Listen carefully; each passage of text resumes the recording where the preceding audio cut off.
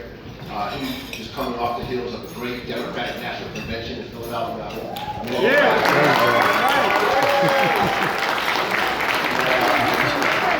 turned on the television one night, C-SPAN, and saw Congressman floating around on the congressional floor, protesting like the good old days, and I was happy to say I know him. So, you know, I don't know. There's so much I can say about what he's done, but the reality of the fact that he is still relevant in the congressional area is an amazing feat. You know, if you look around, I mean, people who decide to be in politics truly have a commitment. It is, as we all see, you know, a very difficult job, but it's good work. He's committed to doing the good work.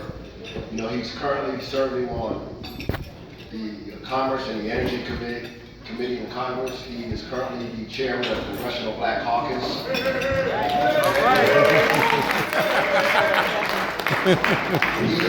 He is a Fellowman. There you go. That's right.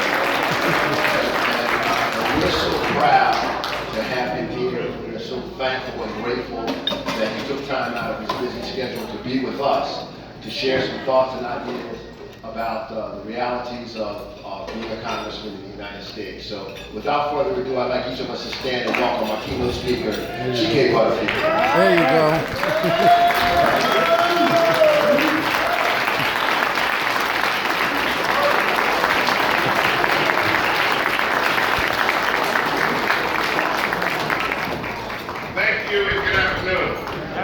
It's a real tight table up here. It reminds me of a few weeks ago when I was in New York City on a table just like this, and Bill Clinton actually fell off of a table like this. You can't imagine how the Secret Service that day went into panic mode, but they got him off the floor, and surprisingly, he was just fine. And then when he walked out of the room, he found out that Chelsea had just delivered her second child. And so that was a big morning for all of us. But thank you so very much, Dennis, for your friendship. Thank you for inviting me to come to spend this time with you today. When the invitation first was received in my Washington office, we looked at the calendar. My staff said, you cannot be there on Thursday. You are in Philadelphia on Thursday for the Democratic Convention. And that's the day that Hillary is making her acceptance speech. It is an impossibility. And I told them, I said, look, I have disappointed them before, and I ain't going to do it this year. You figure out how to make this thing work. And so they put me on a flight this morning out of Philadelphia, and I flew into Charlotte a few minutes ago, and I've got a 4:14 flight this afternoon back down to Greenville, North Carolina. And so I'm going to have to leave in just a few minutes, but I just want to thank you for moving me up on the program and just allowing me to say a few words to all of you. It is no secret that I played through many years ago before some of you were born. I pledged at North Carolina College at Durham. You ever heard of it? That's it. It's now North Carolina Central University. And Mike Spears can tell you some stories about those days, but we had a wonderful group life. We had a lot of fun, but we did some serious work, not only on the campus, but in the Durham community. We were multi-talented. We were spread out in all different directions, and we were very close to each other, and hopefully we made a difference. And so the year was 1967. 1967. One of the first lines at North Carolina Central, I think the first line was 66, 64. Morgan State was 62, so Central was 64, but I pledged in 67. And so I bring greetings to all of you, and thank you for your friendship, and thank you for keeping this social fellowship alive and well. All right.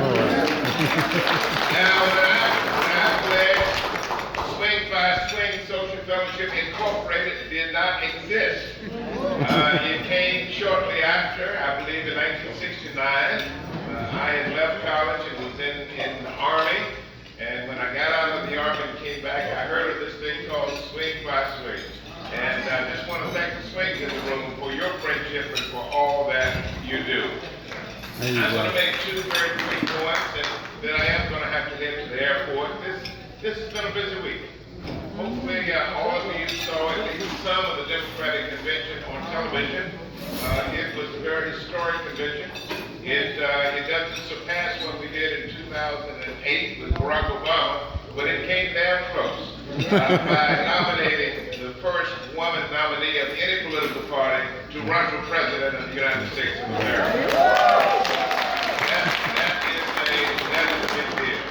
But we're getting ready now. I told my staff this morning when they were taking me to the airport in Philadelphia, I said, now, we got to go into high gear now. I mean, all of the pomp and circumstance and all of the balloons and what you call this stuff that falls out of the sky, all of that is over. We've got 101 days now in order to save this country. Let me tell you, the enemy is at work. The enemy is at work. And that ain't just, it's not political talk on my part. This is real. When President Obama was first elected to office in 2008 and was sworn in January of 2009, it caught the enemy by surprise. Never, ever, ever did they ever believe that someone of this intelligence and this much skill, who is an African American, would be elected president of the United States. They did not believe it. So starting on day one, they went underground and they started retooling and trying to figure out ways and means of reversing the progress that we had made. But we had a double whammy. Not only was the opposition organizing against us on the first day, but also on the first day, we got the grim news that this country was about to slip into a depression. Not a recession, we were already in a recession, losing 800,000 jobs per month, but we were this close to a depression. And so you got Obama, poor fellow, coming into the Oval Office with the right wing organizing against him, and started talking about whether or not he's an American citizen and the birth certificate and all that stuff. That's where it started. But also he had the challenge of governing. He had to figure out a way to save this country from going under. And so he came to the Republicans, he came to the Democrats and said, I need a stimulus bill. I need $1 trillion to pump into the economy to get things working. The Republicans said, Mr. President, we are not going to give you authority to do anything of the sort. It's not the government's role to be involved in saving the economy. That's the private sector. That's the way these Republicans think. They said this is the private sector's responsibility. It's not on us. We already have debt in this country. We cannot go out and borrow another $1 trillion and invest it in the economy. And so it ain't going to happen. And so we spent the first few weeks, wrangling with the Republicans, trying to get the authority to do a stimulus bill, and we did it. So finally, we started to see the numbers change, and the economy is really improving. But the enemy didn't go to sleep. He continued to organize and continued to go underground to try to find ways to defeat us. 2010 came along. A thing called the Tea Party circus. Oh, we laughed at them. Oh, we said, this Tea Party, they're just a fringe part of the Republican Party. They're just trying to get some attention, for their point of view. They're really not going to be a major factor in national politics. Well, we were wrong. We were dead wrong. This crowd has sprung up. They've got a lot of money behind them. They have some of the smartest people in this country, developing their strategy. And in the 2010 election, they came after Barack Obama and they came after the Democrats with a vengeance. And we lost our majority in the House of Representatives. When the dust settled after the 2010 election, the Republicans had won control of the House where I served. That was a very sad day. And then it was time for re-election for President Obama, and they continued to come after him in 2012, and after he won re-election in 2012, then these right-wing zealots then took their mess to a higher level. They said, what we're going to do now is start getting ready for 2014 and 2016. So the first thing they had to do was to take control of state legislatures. They said, we're going to forget about Obama for a minute. We're going to think about taking control of North Carolina swing states. So they came into North Carolina and got on the ground and started organizing Tea Party thinking people. And you know what we were doing? We were still saying, we got the first black president. We were still celebrating. We were still celebrating what we had done in 2008 while they were out there organizing and registering to vote and raising money and electing governors and state legislatures. Because they know that the power is really at the state level when you talk about your federal government, because it's the states that elect the congressmen and senators. It's the electoral college that elects the president. So they retooled and got busy and worked here in North Carolina and all across the country. And one of the things that they did in 2013, and those of you from North Carolina will remember this, they came up with this crazy idea that we're going to require an identification in order to vote, voter ID law. They also came up with this bright idea that we're going to, well, first of all, it was just voter ID. And we gave them pushback and pushback and pushback, and we said, you can't do the voter ID law because it won't pass the spell test with the Voting Rights Act.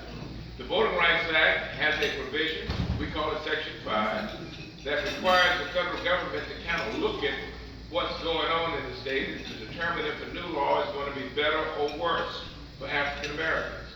And we told them it would not pass the spell test. It would not pass Section 5. June 25th, 2013, the United States Supreme Court blindsided us, struck down Section 5. Said that Section 5 could no longer be enforced anywhere in the country because the formula that's used to decide which state is included and which states are not included, that formula was out of date. And since the formula was out of date, they couldn't use Section 5, and so therefore the states could do what they wanted to do. There was a Supreme Court decision on June 25th, 2013.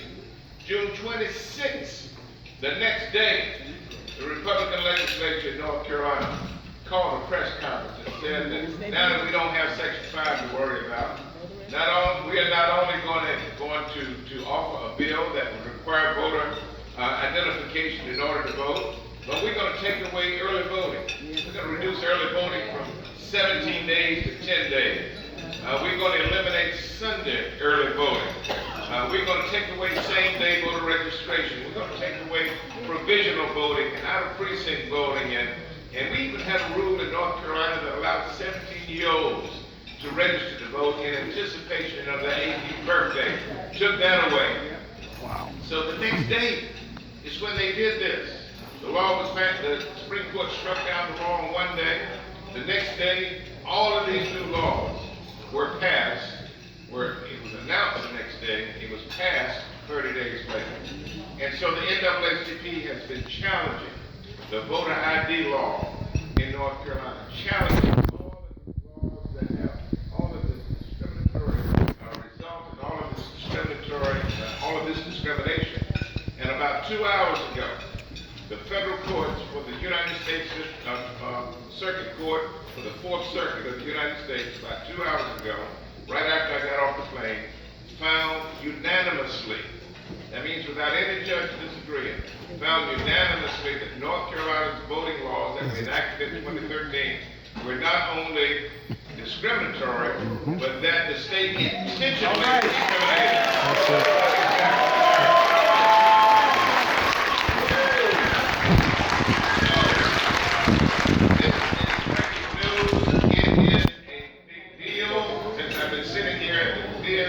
Getting calls from news organizations and TV stations who are begging me to come on the air to talk about the impact of this decision, and I can't wait to face up the camera this afternoon. I don't know if they're going to meet me at the airport or see me at the airport when I land, but I cannot wait to talk about I told you so.